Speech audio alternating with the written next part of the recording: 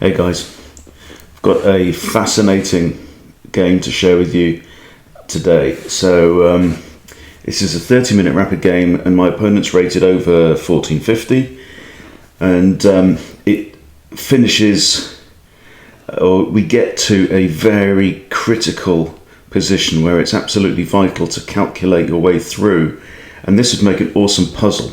So I'm actually going to set this as a challenge for you to see if you can figure it out. Okay, so we'll take you through the game because I think the opening went really well. So I play e4, my opponent plays d5, so we've got the Scandinavian. E takes d5 is the standard way forward, and now knight to f6. Now this is what I play if I ever play the Scandinavian as black. So this is the modern variation. The classical approach is to capture with a queen, but that practically invites knight to c3, and then the queen has to lose the tempo and move again. Okay, so you've got to know what you're doing. Now the correct, most accurate response to this from white is just to play d4, forget about the gambited pawn, and now black plays bishop to f5. Now at this point it looks as though black is ahead in development, okay, but see what happens over the next few moves. So I play bishop to d3.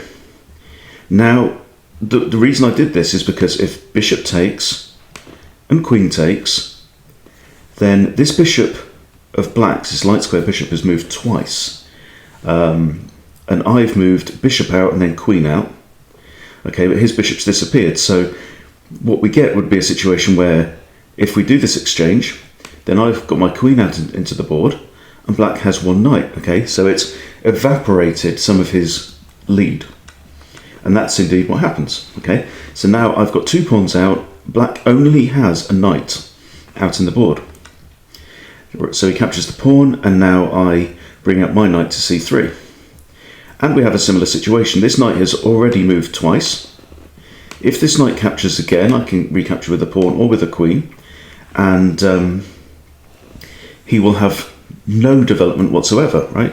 So if that knight disappears, let's say queen takes, he's got no development all of a sudden. So he plays e6, I play my other knight out to f3, and he plays his knight out to c6. And then bishop to e3, and now I've almost completed development. I've got 4 pieces out, he's got 2. So brings out his final minor piece, bishop comes out to pin the knight, and I castle kingside, and now queen to d7, preparing to castle either side of the board. I now kick the bishop, and black has a decision to make. So I'm figuring that with this queen move, he's probably planning to castle long. Okay, so I think kicking the bishop, if bishop captures, I can recapture with the b pawn, thereby opening up the b file to put a rook on, and that could be dangerous for him if he wants to castle queenside, so he retreats the bishop, which kind of confirms my idea. Now I capture his knight, and queen captures. So I've now completed development. He's still a move off, but I'm kind of liking my position here. So now c4 attacks the queen, and now the queen can't go on any of these squares. That's possible. The queen moves across to h5, and there's no light squared bishop, so I only have to be concerned really with this dark squared bishop, and the knight can't come through because that square's guarded. So I have to think about security. So what I do next is a multi-purpose move. Right, I move my bishop to f4, and this does really 3 things. The first is it guards h2, which is now protected 3 times, bishop, knight and king. The second thing it does is it attacks c7, which is currently undefended and hanging.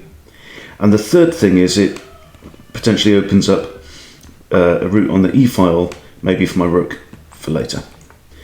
Okay, so now black castles queenside, and now we're getting into this very critical situation that I mentioned, which is all to do with the pawn on d4. So let's have a look at how many attackers and defenders there are. Okay, so we've got currently 1, 2 attackers, and we have 1, two defenders, knight and the queen. So when there's an equal number of attackers and defenders, it does not make sense for the attacker to make the capture. Obviously, it depends on what you're capturing. Okay, so here, if knight captures, then he's given up a knight for a pawn. Now, if rook captures and then queen captures, he's given up a knight and a rook for a pawn and a knight. Doesn't make sense. Okay, so he loses out. So my next turn, I bring my rook across as a potential extra defender. And now notice you have to think about the order of the defence as well. So my first defender might be the knight, but my second defender is going to be my queen. Now, so it's more than just counting attackers and defenders. You have to think about the which pieces are defending in order or attacking in order. So here, for example, well, we've still got the same situation because he's only got two attackers. So if the queen is my second defender, that's fine because it makes the last capture. But now black plays g5, kicking my bishop. Now I could move my bishop to e3, and that might have been a good idea. In the end, I move it back to g3. A couple of reasons. I wanted to keep defending this pawn, and also it's nice to have it on this diagonal pointing towards c7, which is a vulnerability for black. And now black plays bishop to f6. Now we enter into a situation because we have 1, 2, 3 attackers against the pawn on d4, and we have 1, 2, and then 3 defenders. The rook is a defender, but it can only defend once the queen is captured. Now, in this situation, if, let's say, knight takes, and then bishop takes knight, for example, the queen cannot recapture because the queen would then be captured, right? So that would not work out well for white. Even if we give up, like if we get a rook and a knight and a bishop for a queen and a knight, that's still not ideal. So what do I do now as white? Okay, well, I'll show you my next move. So I dodge the queen out of the way, first of all, and now we have a situation where the rook can be the second defender and the queen can be the final defender. So this doesn't work for black anymore. Okay, but now look, once g4 is played, this knight is going to have to move, and it's going to have to move away from the defense of d4. So this is my move, knight to e5. And now this is like the puzzle situation. Okay, so here is where, and this is one of those points in a game where you have to go, okay, now I'm going to stop and now I'm going to calculate, now I'm going to figure this out. Okay, so let's count attackers and defenders, right? Starting with d4.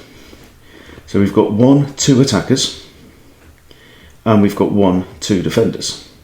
So you have to figure this out in your mind. Knight takes, rook takes, doesn't make sense.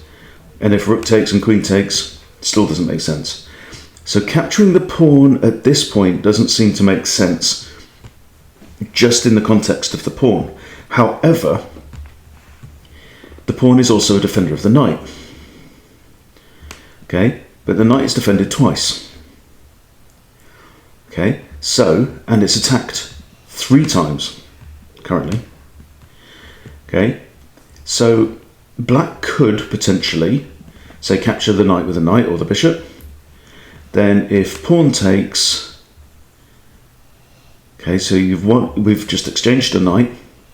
Then bishop takes, queen takes, and black's won a pawn, basically, as far as I can see. Now, what black thinks is capturing the pawn on d4 with the knight makes sense.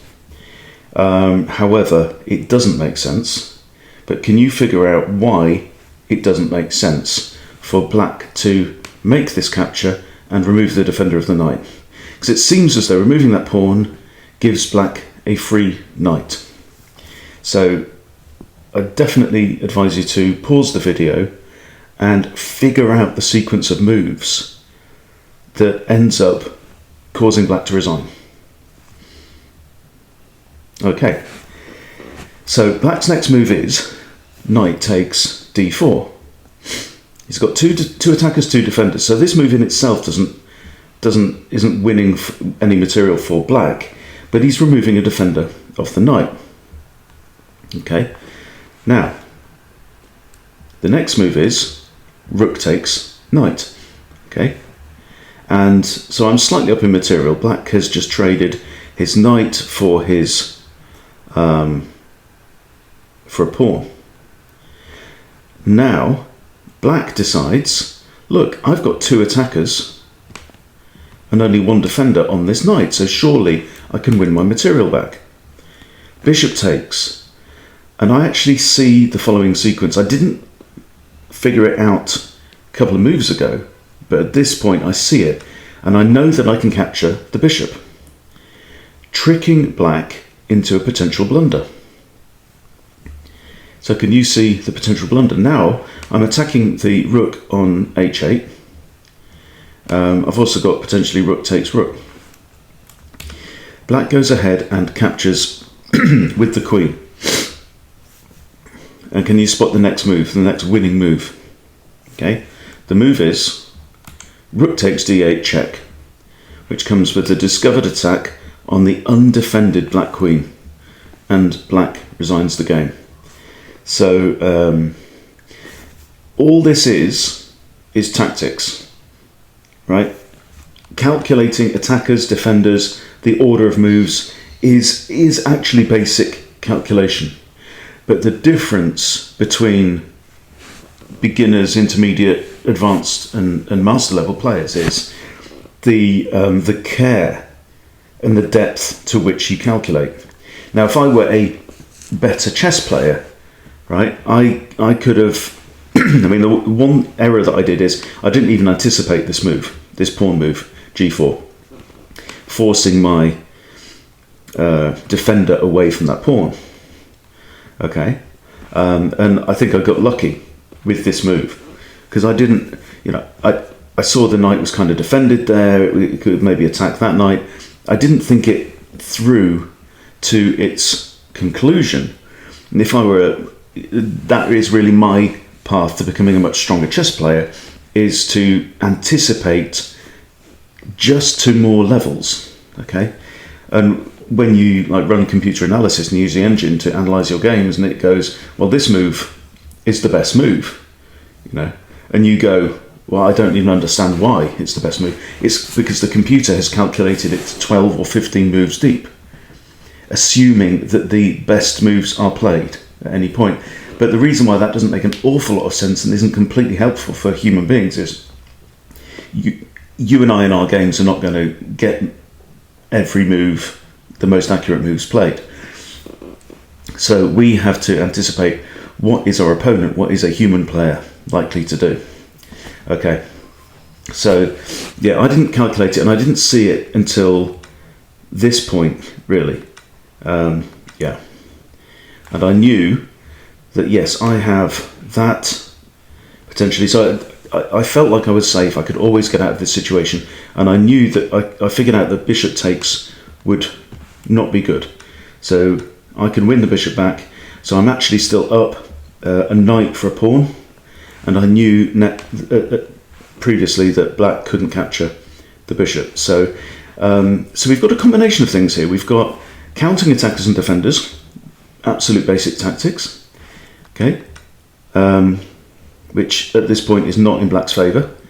And then here we've got the tactic of a discovered attack with check. So if the piece that is moving to create the discovered attack, right, can capture with check, check is an ultimate forcing move. It's completely forcing. Black has to get out of check on the next turn. So after queen takes, discovered attack, and the piece that does the discovery delivers check, okay, then this forces black to have to make a move. And there are only two legal moves. You've got king takes rook, or you've got rook takes rook, and either way, queen takes queen is winning. Okay, so there you go.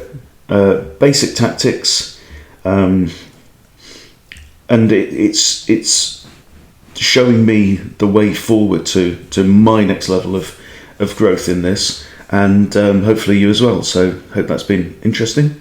See you later.